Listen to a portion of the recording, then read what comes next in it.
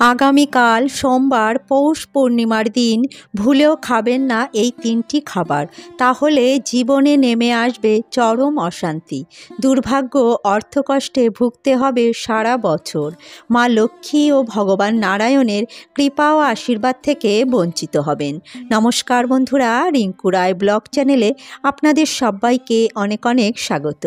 আশা করছি বন্ধুরা আপনারা সকলেই ভগবান শ্রীকৃষ্ণের কৃপায় অনেক ভালো আছেন এবং সুস্থ আছেন। বন্ধুরা, সামনেই আসতে চলেছে পৌষ পূর্ণিমা। আগামী সোমবার পালিত হবে পৌষ পূর্ণিমা।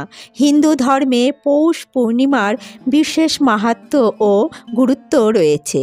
পৌষ পূর্ণিমার দিন গঙ্গা স্নান ও দান করা অত্যন্ত পুণ্যফল প্রদান করে।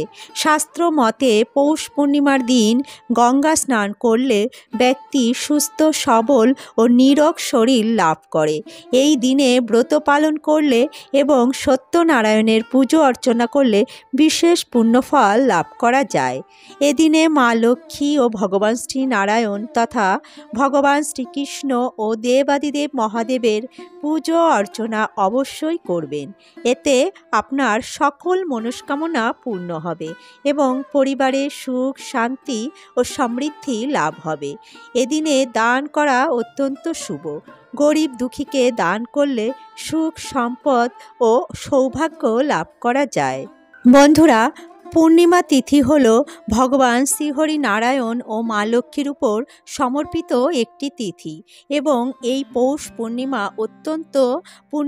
অত্যন্ত পবিত্র ও অত্যন্ত পূর্ণ একটি তিথি। কারণ এই পূর্ণিমা তিথি থেকেই মাঘ মাসের শুরু হচ্ছে। তাই আমাদের হিন্দু ধর্মে মাঘ মাসের কিন্তু বিশেষ গুরুত্ব মাহাত্ম্য রয়েছে। যেমনটি রয়েছে কার্তিক মাসের, ঠিক তেমনিভাবেই মাঘ মাস অত্যন্ত গুরুত্বপূর্ণ ও মহত্বপূর্ণ রয়েছে আমাদের শাস্ত্রে।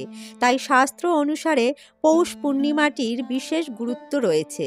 কারণ পৌষ পূর্ণিমার দিন থেকেই গঙ্গা স্নান সেরে মাঘ মাস পালন করা হয়ে থাকে। তাই এই দিনে বিশেষ কিছু নিয়মবিধি মেনে চলা আমাদের সকলেরই উচিত।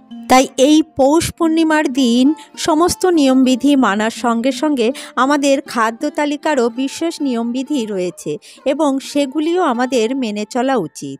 পৌষ পূর্ণিমার দিন আমাদের সকলকেই কিছু খাবার ভুলেও খাওয়া উচিত নয়। বন্ধুরা, আজকের ভিডিওতে আলোচনা করব পৌষ পূর্ণিমার দিন তিনটি খাবার আপনারা ভুলেও গ্রহণ করবেন না। সে বিষয়ে বিস্তারিত জানাবো আজকের ভিডিওটির মাধ্যমে। তাই আমার সকল বন্ধুদের কাছে বিশেষ অনুরোধ, ভিডিওটি প্রথম থেকে শেষ পর্যন্ত সম্পূর্ণরূপে মনোযোগ সহকারে শ্রবণ করবেন এবং ভালো লাগলে লাইক, শেয়ার, কমেন্ট করবেন। আর আমার চ্যানেলে নতুন বন্ধু হয়ে থাকলে চ্যানেলটি সাবস্ক্রাইব করে আমার পাশে থাকবেন। তো চলুন বন্ধুরা, ভিডিওর মূল পর্বে যাওয়া যাক। বন্ধুরা, প্রথমেই আমরা জেনে নেব পৌষ পূর্ণিমা কবে পড়েছে। এবছর অর্থাৎ 2025 সালে প্রথম পূর্ণিমা তথা পৌষ পূর্ণিমা পড়েছে ইংরাজি 13ই জানুয়ারি 2025 এবং বাংলার 28শে পৌষ 1431 সোমবার দিন। এদিনে পূর্ণিমা তিথি শুরু হবে 13ই জানুয়ারি 2025 এবং বাংলার 28শে পৌষ 1431 সোমবার দিন সকাল 5টা 4 মিনিট থেকে এবং পূর্ণিমা তিথি সমাপ্ত হবে 14ই জানুয়ারি 2025 এবং বাংলার 29শে পৌষ মঙ্গলবার ভোর 3টে 56 মিনিটে। এরপর থেকেই প্রতিপদ তিথি শুরু হয়ে যাবে এবং মাঘ মাসও শুরু হয়ে যাবে। বন্ধুরা, উদয় তিথি অনুসারে 13ই জানুয়ারি পৌষ পূর্ণিমার ব্রত ও নিশি পালন করতে হবে এবং স্নান ও দান এবং ধ্যান করতে হবে এই 13ই জানুয়ারি সোমবার দিন। এই দিন থেকেই মাঘ মাসের স্নান শুরু হয়ে যাবে। বন্ধুরা, এই পৌষ পূর্ণিমা দিনটি অত্যন্ত পূর্ণ এবং পবিত্র একটি তিথি। তাই এই দিনে আমাদের কিছু নিয়মবিধি মেনে চলা উচিত। চলুন জেনে নেওয়া যাক যে কি কি নিয়মবিধি মানবেন, অর্থাৎ কি কি কাজকর্ম আপনারা করবেন এবং কি কি খাবার এই দিনে আপনারা ভুলেও গ্রহণ করবেন না। সর্বপ্রথম আপনারা এই দিনে সকাল সকাল ঘুম থেকে উঠবেন এবং ভগবান শ্রীকৃষ্ণ, মা লক্ষ্মী এবং দেবাদিদেব মহাদেবের নাম করে প্রণাম করবেন। তারপরে সকালের সমস্ত কাজকর্ম সেরে আপনারা স্নান করে নেবেন। বন্ধুরা, এই দিনে গঙ্গা স্নান অত্যন্ত পবিত্র পুণ্যফল প্রদান করে, তাই এদিনে পারলে অবশ্যই গঙ্গা স্নান করতে চেষ্টা করবেন। যদি আপনার বাড়ির পাশে যদি কোনো পুণ্য নদী বা গঙ্গা নদী থাকে তাহলে অবশ্যই সেই নদীতে আপনারা স্নান করবেন। আর যদি সম্ভব না হয় তাহলে আপনারা বাড়িতেই স্নানের জলে একটুখানি কালো তিল মিশিয়ে আপনারা স্নান করবেন এবং স্নানের পরে আপনারা শরীরে একটু গঙ্গা জল ছিটিয়ে নেবেন। এদিনে বাড়ি ঘর দুয়ার সুন্দর করে পরিষ্কার পরিচ্ছন্ন করে রাখবেন। তারপরে বন্ধুরা, আপনারা স্নান সেরে শুদ্ধ বস্ত্রে ঠাকুর ঘরে গিয়ে আপনারা সমস্ত দেবদেবীর পুজো অর্চনা করে নেবেন। যদি পারেন এদিনে আলাদা করে জল চৌকি পেতে তাতে হলুদ বস্ত্র পেতে আপনারা মা লক্ষ্মী ও ভগবান নারায়ণের পুজো অর্চনা করবেন। এদিন যেহেতু সোমবার, তাই বাবা মহাদেবেরও পুজো অর্চনা করতে কিন্তু ভুলবেন না। বন্ধুরা, এই দিন ভগবান নারায়ণকে হলুদ বস্ত্র আপনারা পরিধান করাবেন বা দান করবেন। তারপরে হলুদ মিষ্টি বা হলুদ ভোগ আপনারা নিবেদন করবেন।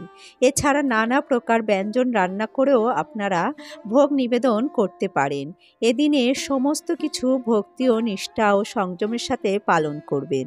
এদিনে করা সমস্ত কাজ কিন্তু পুণ্যফল প্রদান করে, তাই এদিনে ভুলেও আপনারা এই 3টি খাবার খাবেন না।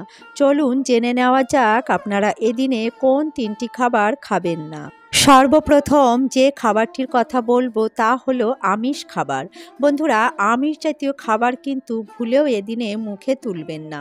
অর্থাৎ মাছ, মাংস, ডিম, পেঁয়াজ, রসুন, মুসুরির ডাল ইত্যাদি আমিষ জাতীয় খাবার এই পৌষ পূর্ণিমার দিনে ভুলেও আপনারা মুখে তুলবেন না। তাহলে কিন্তু পরিবারে চরম বিপত্তি নেমে আসতে পারে। আপনার উপর সমস্ত দেবদেবী রুষ্ট হতে পারেন। মা লক্ষ্মী এবং ভগবান নারায়ণ কিন্তু অত্যন্ত রুষ্ট হবেন। ফলে আপনার জীবনে চরম অশান্তি এবং দুঃখ, দারিদ্রতা ও রোগ যন্ত্রণা দেখা দিতে পারে। তাই এই দিনে আপনারা ভুলেও এই আমিষ জাতীয় খাবার কিন্তু মুখে তুলবেন না। দ্বিতীয় যে খাবারটি আপনারা এই দিনে ভুলেও মুখে তুলবেন না তা হলো বন্ধুরা বেগুন। বন্ধুরা, বেগুন একটি অপবিত্র সবজি এবং পুণ্যতিথিতে বেগুন খাওয়া একেবারেই উচিত নয়। বিশেষ করে সোমবার দিন আপনারা বেগুন কখনোই খাবেন না। এই দিনটি যেহেতু পবিত্র পূর্ণ পৌষ পূর্ণিমা এবং সোমবার দিন, তাই ভুলেও এদিনে আপনারা বেগুনের তৈরি কোনো প্রকার সবজি আপনারা গ্রহণ করবেন না। তৃতীয়ত আপনারা যে জিনিসটি এদিনে ভুলেও গ্রহণ করবেন না তা হলো পোড়া জাতীয় জিনিস, যেমন বেগুন পোড়া, টমেটো পোড়া ইত্যাদি পোড়া জাতীয় খাবার আপনারা গ্রহণ করবেন না। বন্ধুরা, শাস্ত্র মতে পবিত্র ও পুণ্যতিথিতে কখনোই পোড়া জাতীয় জিনিস গ্রহণ করা উচিত নয়। এতে পরিবারে অশান্তি ও রোগ যন্ত্রণার সৃষ্টি হয় এবং পরিবারে অর্থ ও দারিদ্রতা দেখা দেয়। তাই ভুলেও আপনারা এই পুণ্যতিথিতে কিন্তু কোনো পোড়া জাতীয় জিনিস গ্রহণ করবেন না। তো বন্ধুরা, আর একটি জিনিস আপনারা এই পুণ্যতিথিতে কখনোই গ্রহণ করবেন না, তা হলো যে কোনো প্রকার নেশা জাতীয় জিনিস। মদ্যপান, ধূম্রপান ইত্যাদি নেশা জাতীয় জিনিস কিন্তু কোনো প্রকার নেশা জাতীয় জিনিস আপনারা এই পুণ্যতিথিতে গ্রহণ করবেন না। বন্ধুরা, মাদক বা নেশা জাতীয় কোনো দ্রব্যে কোনো প্রকার কিন্তু খাদ্যগুণ থাকে না এবং এটি শরীর ও মস্তিষ্কের জন্য অত্যন্ত ক্ষতিকর। তাই এই দিনে আপনারা ভুলেও মাদক জাতীয় বা নেশা জাতীয় কোনো প্রকার জিনিস গ্রহণ করবেন না। এর ফলে কিন্তু মানুষের পাপ স্পর্শ করে এবং পরিবারে নানা রকম অশান্তির দেখা দেয়। ফলে এর থেকে কিন্তু নানা রকম সমস্যার সৃষ্টি হতে পারে। তাই আপনারা এই জিনিসগুলি অন্তত মনে রাখার চেষ্টা করবেন। আপনারা যতটা পারেন এই নেশা জাতীয় জিনিস বর্জন করার। বন্ধুরা, এই জিনিসগুলি মেনে চললে পরিবারে সুখ, শান্তি ও সমৃদ্ধির বৃদ্ধি হয় এবং পরিবারে নানা রকম অশান্তি এবং রোগ জ্বালা যন্ত্রণা থেকে মুক্তি পাওয়া যায়। পরিবার একটি সুন্দর ও মাঙ্গলিক এবং কল্যাণময় হয়ে থাকে। থাকে। তো বন্ধুরা, আপনারা চেষ্টা করবেন এই নিয়মগুলি অন্ততপক্ষে পুণ্যতিথিতে মেনে চলার। তো বন্ধুরা, আজকের ভিডিওটি এখানেই শেষ করছি। আশা করছি বন্ধুরা ভিডিওটি আপনাদের সমৃদ্ধ করেছে। ভিডিওটি ভালো লাগলে অবশ্যই একটি লাইক করবেন এবং অন্যদের সাথে শেয়ার করবেন, এবং মা লক্ষ্মী এবং ভগবান শ্রীহরি বিষ্ণুর ভক্ত হয়ে থাকলে জয় মা লক্ষ্মী এবং জয় শ্রীহরি বিষ্ণু লিখে একটি কমেন্ট করবেন। আর আমার চ্যানেলে নতুন বন্ধু হয়ে থাকলে চ্যানেলটি সাবস্ক্রাইব করে আমার পাশে থাকবেন এবং পাশে থাকা বেল আইকনটি প্রেস করে রাখবেন। তাহলে আমার প্রতিদিনের নিত্য নতুন ভিডিওগুলির নোটিফিকেশন আপনারা পেয়ে যাবেন।